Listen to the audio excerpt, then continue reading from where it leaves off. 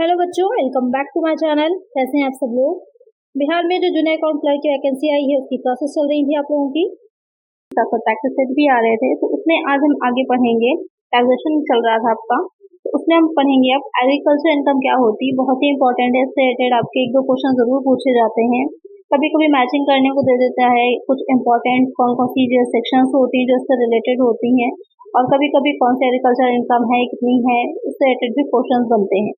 तो आज के वीडियो में ऐसे ही आपके पहले समझेंगे कि एग्रीकल्चर इनकम क्या होती है, तो इससे रिलेटेड एमसीक्यूज को सॉल्व करेंगे। तो आइए वीडियो को शुरू करते हैं। सबसे पहले कि एग्रीकल्चर इनकम कृषि आय होती क्या है इसको समझ लेते हैं। तो यहाँ पर एक चीज का और ध्यान में रखिएगा, सेक्शन का भी ध्यान दीजिएगा कि इसकी डिफिनेशन किस सेक्शन में बताई गई है।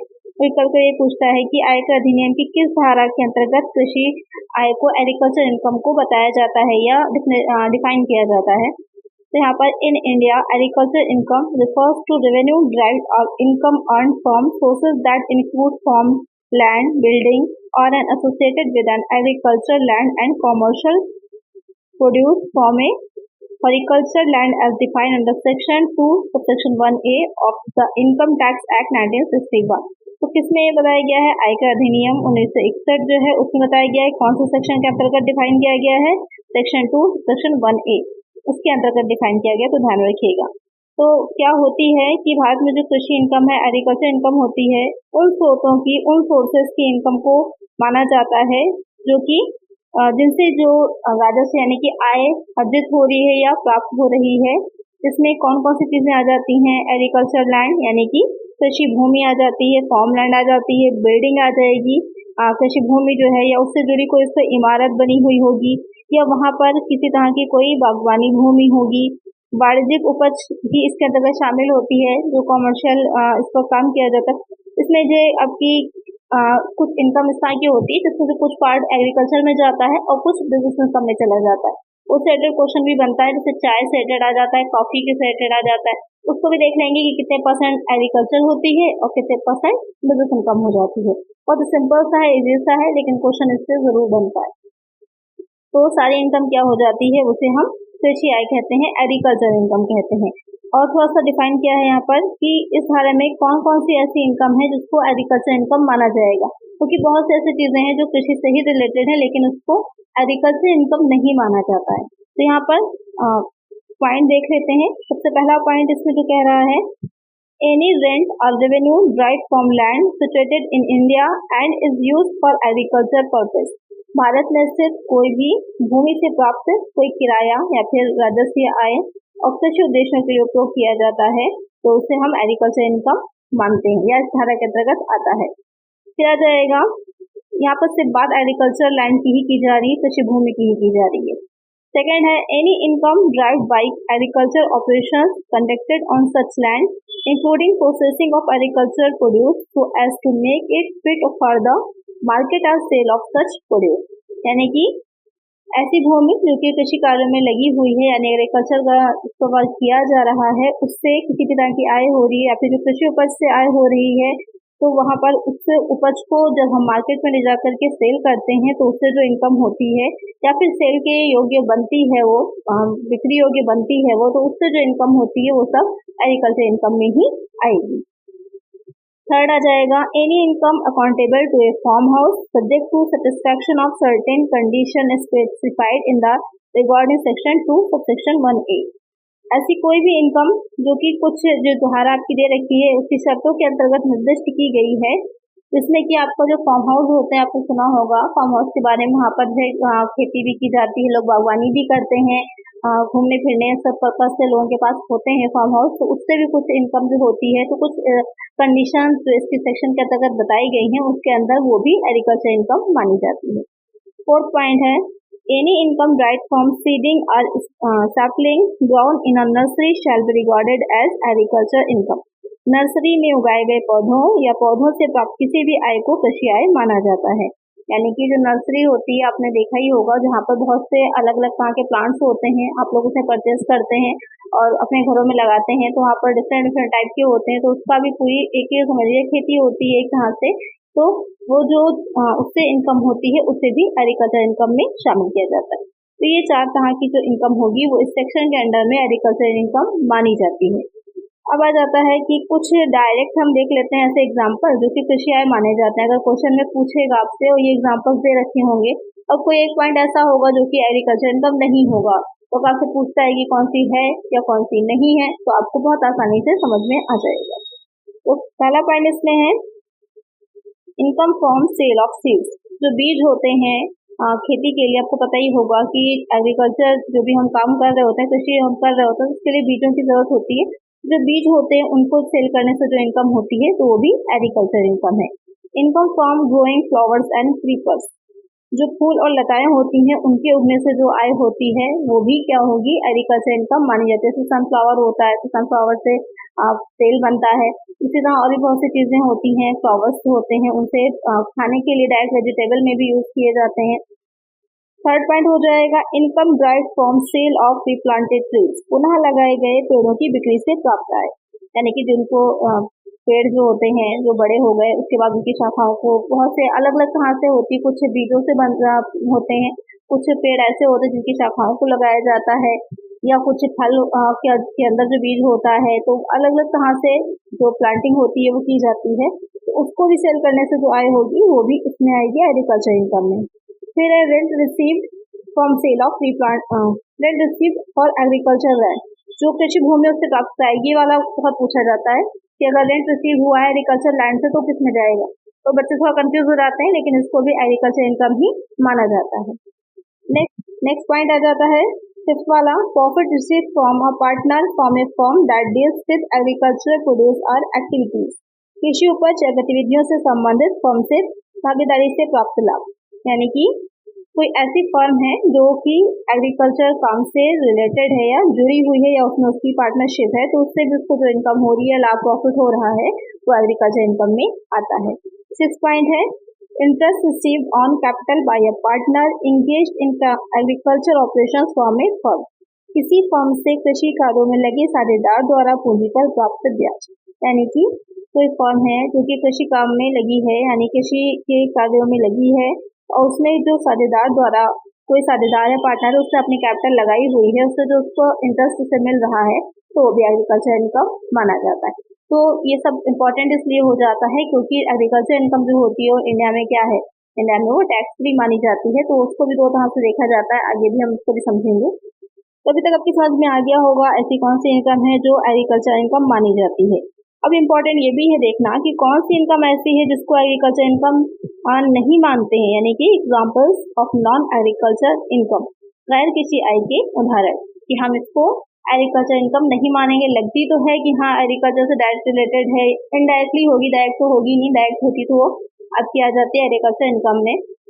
तो कौन कौन सी हो जाएगी, इनकम फ्रॉम बी हाइविंग, यानी कि मधुमक्खी पालन से जो आय होती है वो एग्रीकल्चर इनकम नहीं होती। सेकेंड है इनकम फ्रॉम पोल्ट्री फार्मिंग, मुर्गी पालन से आय जो होती है वो भी एग्रीकल्चर इनकम नहीं है।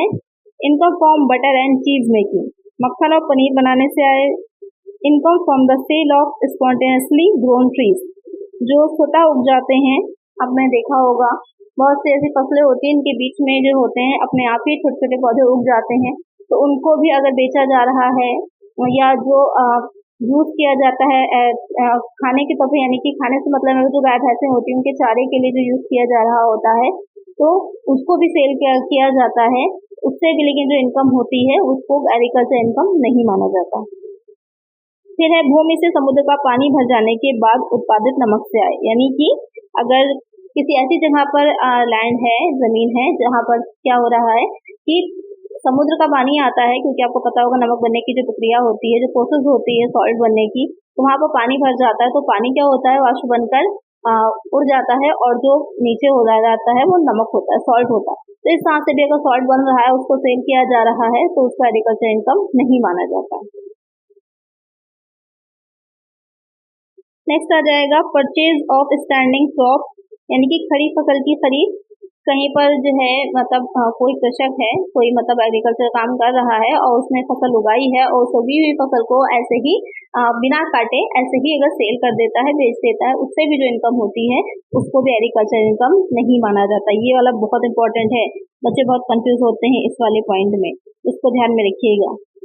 तो नेक्स्ट वाला है रॉयल्टी फ्रॉम माइंस, यानी जो खदानें होती हैं कोयले की खदान होती है, जैसे कि कोल माइन होती हैं, तो उनसे जो इनकम हो रही होती है उसको भी हम एग्रीकल्चर इनकम नहीं मानते। Receipt from TV serial shooting in farm house, अगर कोई किसी का फार्म हाउस है तो जैसे फार्म हाउस को भी आपने पढ़ा था पॉइंट में कि उससे एग्रीकल्चर इनकम हो सकती है, लेकिन वहां पर अगर शूटिंग के लिए दिया जा रहा है तो उस शूटिंग से जो इनकम होगी वो एग्रीकल्चर इनकम नहीं है। फिर आ जाएगा any dividend paid by an organisation from its agriculture income, किसी संगठन द्वारा अपनी कृषि आय से भुगतान किया गया कोई लाभांश। अगर कोई अपनी जो एग्रीकल्चर इनकम है उससे डिविडेंड पे कर रहा है तो उसको भी एग्रीकल्चर इनकम में इंक्लूड नहीं किया जाएगा। तो ये वो डायरेक्ट पॉइंट्स हैं जहाँ से क्वेश्चन आपका बन सकता है और बहुत चांसेस हैं कि आएगा। तो इनको अच्छे से लर्न कर लीजिएगा कि कौन सा एग्रीकल्चर इनकम है और कौन सी नहीं है। चलिए नेक्स्ट है, इसमें जो एग्रीकल्चर इनकम है, एक आपकी कैपिटल गेन यानी कि पूंजी लाभ जो है उससे के हेड में ये एक आपकी धारा एक सेक्शन आती है जो कि इससे रिलेटेड है, तो उसको देख लेते हैं। What is section 54B of the Income Tax Act 1961? जो सेक्शन 54B है वो किससे रिलेटेड है? वो आपकी एग्रीकल्चर इनकम से ही रिलेटेड है। क्या कह रही है ये देखते हैं। Section 54B is the agriculture tax exemption available for the individual and HUF। की जो धारा 54B है व्यक्तिगत और HUF जो होती है के लिए कृषि पर छूट से संबंधित है, यानी जो कृषि भूमि होती है एग्रीकल्चर लैंड है उस पर कुछ छूट मिलती है, कुछ डिडक्शन मिलती है, उससे रिलेटेड है। क्या है आइए देखते हैं। If an individual or HUF is selling urban agriculture land and purchasing urban or rural agriculture within 2 years of the date of transfer, कि कोई व्यक्ति है या फिर कोई हिंदू आबादित परिवार है, अगर अपने जो उसकी शहरी क्षेत्र में यानी कि अर्बन एरिया में उसकी अगर एग्रीकल्चर भूमि है उसको वो सेल करके किसी अर्बन क्षेत्र में ही या फिर रूरल क्षेत्र में कोई दूसरी एग्रीकल्चर लैंड को परचेस करता है, तो खरीदता है अगर, तो उसे जितने की उसने खरीदी होगी वहां तक छूट दी जाती है, उस सीमा तक या उस लिमिट तक उसको एग्जम्पशन मिल जाता है, छूट मिल जाती है।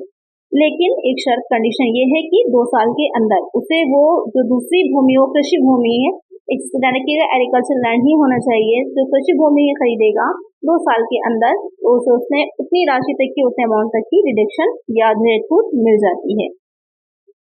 यही हो जाती है आपकी section 54B। Exemption would be available for the lower of capital gain and amount invested in acquiring new agriculture land। इसको कैपिटल गेन के अंदर में देखा जाएगा, उस हेड के अंदर में आएगी ये चीज, और साथ ही जितने तक की खरीदा होगा उतने की छूट मिल जाएगी। यानी कि क्या है 54B है कि शहरी क्षेत्र में अर्बन एरिया में कोई एग्रीकल्चर लैंड है जिसको कि क्या कर रहा है कोई व्यक्ति या हिंदू आबादित परिवार HUF जो है वो सेल कर रहा है, और जो भी अमाउंट आ रहा है उस अमाउंट से 2 साल के अंदर ही वो कोई दूसरी भूमि कृषि भूमि ही एग्रीकल्चर लैंड ही या तो अर्बन एरिया में या तो रूरल एरिया में परचेज कर लेता है। तो जितने की वो परचेज करेगा, अगर पूरे अमाउंट की कर लेगा तो पूरा अमाउंट की छूट मिलेगी, अगर कम की कर रहा है आधे की कर रहा है तो आधे अमाउंट तक की उसे छूट मिल जाती है, और जो बचेगा अमाउंट वो क्या हो जाएगा, उस पर कैपिटल गेन मान करके जो टैक्स होगा वो उसे पे करना पड़ेगा। बाकी समझ में आ गया होगा इसके बारे में कि क्या होती है एग्रीकल्चर इनकम, किस कहाँ की होती है, किस सेक्शन में आती है, और उससे रिलेटेड क्या कैपिटल गेन में जो इसकी सेक्शन है। आइए चलते हैं कुछ एमसीक्यूज की तरफ और थोड़ा सा इसको हम एमसीक्यूज से भी अच्छे से समझते हैं। फर्स्ट क्वेश्चन लेते हैं इसमें, निम्नलिखित में से कौन सी आय कृषि आय है? Which of the following is an agricultural income?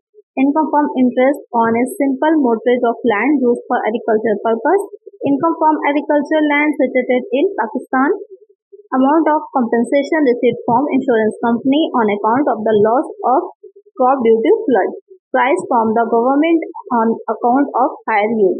तो क्वेश्चन आपको कह रहा है कि इसमें से कौन सी एग्रीकल्चर इनकम है। तो पहला पॉइंट क्या था कि कृषि कार्य के लिए प्रयोग की जाने वाली भूमि के सामान्य गिरवी रखने से जो ब्याज की आय है, या फिर पाकिस्तान में स्थित कृषि भूमि से आए, बाढ़ के कारण फसल नष्ट होने पर बीमा कंपनी से जो क्षतिपूर्ति मिलेगी, उच्च उत्पादकता के कारण सरकार से प्राप्त पुरस्कार।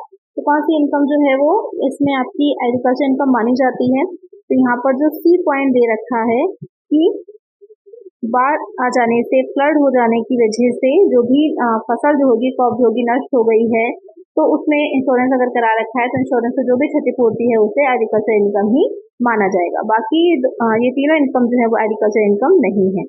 तो एक आंसर हो जाएगा ऑप्शन सी। नेक्स्ट क्वेश्चन है, कृषि भूमि से प्राप्त किराए की आय है। Income from the rent of agricultural land is agriculture income, casual income, business income, professional income. तो मैंने आपको बताया था कि बच्चे कंफ्यूज होते हैं अक्सर यहाँ पर कि एग्रीकल्चर इनकम है या नहीं है, तो किस तरह की इनकम हो जाएगी, ये एग्रीकल्चर इनकम मानी जाती है, कृषि आय है। एक आंसर हो जाएगा ऑप्शन ए। नेक्स्ट क्वेश्चन है, कृषि फॉर्म के मैनेजर को मिलने वाला वेतन है। Salary received by an agriculture forms manager, professional income, salary income, agriculture income, capital income. ये क्वेश्चन भी बहुत पूछा जाता है एग्जाम में, अक्सर बच्चे इसमें भी कंफ्यूज होते हैं कि किस तरह की इनकम है। तो एक चीज का ध्यान दीजिएगा कि जो कृषि फॉर्म का मैनेजर है उसे इनकम दी जा हो रही है, उसकी आय है, तो वो तो एज ए एम्प्लॉय काम कर रहा है ना, तो उसको जो इनकम होगी उसे हम कृषि आय नहीं मानते, उसे हम सैलरी इनकम मानते हैं, वेतन से आय मानते हैं। तो करेक्ट आंसर यहाँ पर हमारा होगा ऑप्शन बी। नेक्स्ट क्वेश्चन है, निम्न में से कौन सी कृषि आय है? Which of the following is an agriculture income? Rent received from agriculture land, income from a dairy farm, income from poultry farming, या फिर dividend from a company engage in agriculture. यहाँ पर क्वेश्चन में पूछ रहा है कि कौन सी इनकम एग्रीकल्चर इनकम है। बहुत ही सिंपल सा है, आपको पता ही है कौन सी आ जाएगी, डेयरी फार्म से नहीं होती, मुर्गी पालन से नहीं है, या फिर कंपनी को लाभांश भी नहीं है। सेम ऊपर जैसे ही क्वेश्चन है, लेकिन थोड़ा सा यहाँ पर एग्जाम्पल्स जो है उन्होंने अलग अलग इंक्लूड कर दिए क्वेश्चन को कंफ्यूज करने के लिए सिर्फ आपको। तो यहाँ पर करेक्ट आंसर हो जाएगा ऑप्शन ए। नेक्स्ट क्वेश्चन है, महिला करदाता के लिए 20,000 की कृषि आय को कुल आय में शामिल तभी किया जाएगा जबकि उसकी गत वर्ष में कर योग्य आय निम्नलिखित में से अधिक होगी। In case of a woman SSC, her agriculture income of 20,000 shall be included in her total income when it is more than the following limit: 1,35,000, 1,10,000, 2,50,000, 2,25,000। तो यहाँ पे एक चीज का ध्यान रखिएगा, जितनी भी क्योंकि चेंज होती रहती है इनकम टैक्स में, हर साल जो टैक्सेशन की लिमिट्स होती हैं वो चेंज होती रहती हैं। तो यहाँ पर जो क्वेश्चन में कह रहा है, तो इसकी जो टैक्सेशन की जो भी दे रखा हो आपके जिस भी ईयर में होगा, तो उससे अधिक होती है तभी उसको जोड़ा जाता है, अदरवाइज उसको शामिल नहीं किया जाता। तो यहाँ पर कितनी अधिक होनी चाहिए, तो यहाँ पर अभी हो जाएगा 2,50,000, 2,50,000। एक आंसर हो जाएगा ऑप्शन सी। क्योंकि अभी जो है वो दो टैक्स स्लैब्स चल रही हैं आप लोग की, दो तरह से चल रहा है, एक पुराने तरीके से चल रहा है, एक नए तरीके से चल रहा है। तो ये क्वेश्चन जो है वो पुराने पैटर्न के हैं। तो नेक्स्ट क्वेश्चन है, भारत में चाय के उत्पादन एवं निर्माण से आय का प्रतिशत भाग कृषि आय होता है। Percentage of income from growing and manufacturing tea in India is considered as agriculture income 50%, 60%, 65%, 70%। यहाँ पर क्वेश्चन कह रहा है कि इंडिया में जो चाय का, जैसे कि मैंने आपको एग्जाम्पल में बताया था कि कुछ ऐसी इनकम्स होती हैं जो कि अंशतः होती हैं, तो पार्टली जो होती हैं वो एग्रीकल्चर इनकम होती है, पार्टली बिजनेस इनकम मानी जाती है। तो यहाँ पर जो चाय का उत्पादन है उसमें कितने परसेंट का रेशियो हो जाता है, तो वो हो जाता है 60%, क्योंकि यहाँ पर पूछ रहा है कृषि आय का भाग होगा। तो एग्रीकल्चर इनकम कितनी हो जाती है इसमें, वो हो जाएगी 60% की, और 40% क्या हो जाएगी, बिजनेस इनकम हो जाएगी। तो क्वेश्चन जिस तरह से पूछे वैसे ही आपको आंसर देना है। चलिए नेक्स्ट क्वेश्चन है, कर की गणना करने के लिए कृषि आय को कुल आय में शामिल किया जाता है यदि For the computation of tax, agriculture income is included in total income if agriculture income exceeds 5,000, exceeds हो जाएगा 10,000, 50,000, या फिर agriculture income exceeds 5,000 and total income exceeds the exemption limit। यहाँ पर क्वेश्चन क्या कह रहा है कि टैक्सेशन की जब हम कर रहे होते हैं, टोटल इनकम निकल आती है, तो वहाँ पर हमें टैक्स निकालना होता है। तो वहाँ पर टैक्स निकालने में हम एग्रीकल्चर इनकम को ऐड करेंगे कि नहीं करेंगे, तो उसकी आपसे कंडीशन से समझिए, एग्जाम से पूछी हुई है। तो किस कंडीशन पे ऐड किया जाता है, जब जो एग्रीकल्चर इनकम होगी 5,000 से अधिक होगी और जो कुल टोटल इनकम होगी वो कर मुक्त सीमा जो भी टोटल लिमिट है इनकम की उससे ऊपर होगी, एक्सीड होगी, तभी, जैसे कि प्रीवियस क्वेश्चन में आपने देखा था। तो एक आंसर यहाँ पर हो जाएगा ऑप्शन डी। नेक्स्ट क्वेश्चन है, कर की गणना करने के लिए कृषि आय को कुल आय में शामिल किया जाता है। For the computation of tax, agriculture income is included in the total income of individual, firm, company, local authority. तो यहाँ पर कह रहा है कि किसकी कर की गणना जब हम कर रहे होते हैं तो किसकी इनकम में जो है जो एग्रीकल्चर इनकम होती है उसको ऐड किया जाता है। तो आपको पता है किसकी इनकम में, इंडिविजुअल की किया जाता है, और इंडिविजुअल या फिर HUF जो हैदराबादी परिवार होता है उन्हीं दोनों में शामिल किया जाएगा, बाकी किसी में शामिल नहीं किया जाता। तो यहाँ पर करेक्ट आंसर हो जाएगा ऑप्शन ए। नेक्स्ट क्वेश्चन है, भारत में कॉफी उगाकर एवं उसको संसाधित करके बेचने से आय का प्रतिशत भाग कृषि आय होता है। Percentage of income from the sale of coffee grown and cured in India is considered as agricultural income. 50%, 60%, 70%, 75%. तो हमने चाय के बारे में देखा था कि 60-40 का रहता है, 60% एग्रीकल्चर होगी, 40% बिजनेस इनकम होती है। अब बात कॉफी की कर रहा है, तो एक चार्ट मैं आप लोगों को दिखाती हूँ जिसमें कि आप लोग को जो कॉफी है, चाय है, या फिर कॉफी को दो तरह से देखा जाता है और साथ में रबड़ है। इन चार से रिलेटेड ही जो आती है इनकम वो पार्टली जो हो जाएगी एग्रीकल्चर होती है, पार्टली बिजनेस इनकम होती है। तो एक बार उस चार्ट को देख लीजिए, जैसे कि आप देख रहे होंगे फिगर में, यहाँ पर जो चाय है उसको उत्पादन एवं निर्माण करने पर 60% क्या है एग्रीकल्चर इनकम हो जाएगी और 40% बिजनेस इनकम। फिर आ जाता है कॉफी का उत्पादन एवं संसाधन जब होता है, सिर्फ यहाँ पर ग्रोन और क्योर्ड की बात की जा रही है, तो 75% एग्रीकल्चर है, 25% बिजनेस इनकम है। और साथ ही कॉफी का उत्पादन संसाधन, उसके बाद उसको रोस्ट करके ग्राउंडेड करके भूनना और पीसने के बाद जब उसको सेल किया जाता है, तो वहाँ पर 60% एग्रीकल्चर है और 40% बिजनेस इनकम मानी जाती है। और रबड़ की अगर हम बात करेंगे तो 65% एग्रीकल्चर है और 35% बिजनेस इनकम है। ये बहुत इंपॉर्टेंट है, इससे आपको क्वेश्चन एक पूछा जा सकता है, तो इसको भी अच्छे से लर्न कर लीजिएगा। आइए चलते हैं क्वेश्चन पे कि क्वेश्चन आपका जो पूछ रहा था कि कॉफी को उगाकर इसको संसाधित, यहाँ पर सिर्फ जो है कॉफी को क्या किया जाए ग्रोन और क्योर किया जा रहा है, उसको आगे जो बात की जा रही थी कि जो है रोस्ट या फिर ग्राइंड नहीं किया जा रहा है, तो सिर्फ ग्रोन और क्योर करने की इनकम की अगर बात की जा रही है तो क्या हो जाएगी, क्योंकि यहाँ पर कृषि इनकम पूछी है, उसकी एग्रीकल्चर इनकम पूछी है, तो वो हो जाती है 75%। बाकी 25 क्या हो जाएगा, वो हो जाएगी बिजनेस इनकम। तो नेक्स्ट क्वेश्चन है, भारत में काफी उगाकर संसाधित करके भूनकर और पीस कर बेचने पर जो इनकम होती है, तो यहाँ पर व्यवसायिक आय पूछा है। तो क्वेश्चन में भी ध्यान रखिए किस तरह की इनकम को पूछा जा रहा है, नहीं तो आपका आंसर गलत हो जाएगा। तो यहाँ पर क्या हो जाएगा, तो यहाँ पर जो रेशियो रहता है वो कितने का रहता है, वो 60-40 का रहता है। तो यहाँ पर बिजनेस इनकम पूछी है, तो कितनी हो जाएगी, बिजनेस इनकम जो होगी वो हो जाएगी 40%, बाकी 60% क्या हो जाएगी, एग्रीकल्चर इनकम हो जाएगी। तो नेक्स्ट क्वेश्चन है, भारत से संबंधित परंतु कृषि आय नहीं है। Income from land but not agriculture income from self grown grass, income from fisheries, income from mining, royalties, या फिर ऑल ऑफ दीज। तो यहाँ पर क्वेश्चन कह रहा है भूमि से रिलेटेड है लेकिन उसको एग्रीकल्चर इनकम नहीं माना जाता, तो स्वयं उगाई घास है, मछली क्षेत्रों की आय है, फार्म की रॉयल्टीज है, या फिर इनमें से सभी। तो यहाँ पर जो क्वेश्चन कह रहा है कौन सी एग्रीकल्चर इनकम नहीं है लैंड से रिलेटेड ही, तो आपको पता ही है, मैंने बताया था आपको जो पॉइंट्स दे रखे थे कौन सी एग्रीकल्चर इनकम नहीं है, तो ये तीनों ही पॉइंट वहाँ पर थे कि ना तो स्वयं उगाई घास से, या फिर मछली क्षेत्र की आय से, या फिर फार्म की रॉयल्टी से, तो तीनों ही इनकम को एग्रीकल्चर इनकम नहीं माना जाता। तो इसका आंसर हो जाएगा option D, all of these. Next question है, भारत में रबड़ उगाकर एवं उससे लैटेक्स बनाकर बेचने से आय का प्रतिशत भाग कृषि आय होता है। Percentage of income from the sale of rubber is grown and manufactured latex in India is considered as agriculture income. 45%, 50%, 55 या फिर 65%। यहाँ पर क्या पूछा है, एग्रीकल्चर इनकम पूछी है। तो इसका आंसर आप लोग मुझे कमेंट करिएगा। चार्ट में मैंने आप लोग को बता ही दिया था इसके बारे में भी कि इसमें कितने % इनकम जो होगी वो एग्रीकल्चर इनकम मानी जाएगी।